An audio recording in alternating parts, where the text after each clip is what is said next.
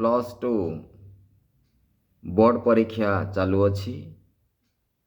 इतिहास सब्जेक्ट रे भल नंबर रखिबा पई आमे किछि एमसीक्यू आपणଙ୍କୁ प्रदान करूअछु। याकु आपण अभ्यास करिवे।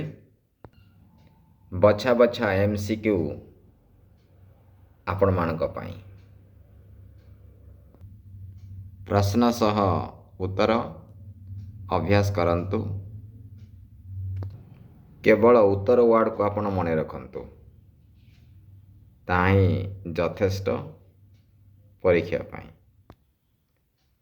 एमसीक्यू रे पूरा नंबर पाइबा पाई आज ही देखंतु।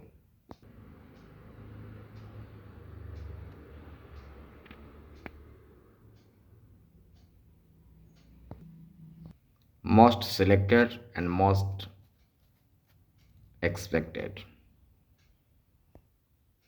आज ही नोट करंतु, आज ही अभ्यास करंतु।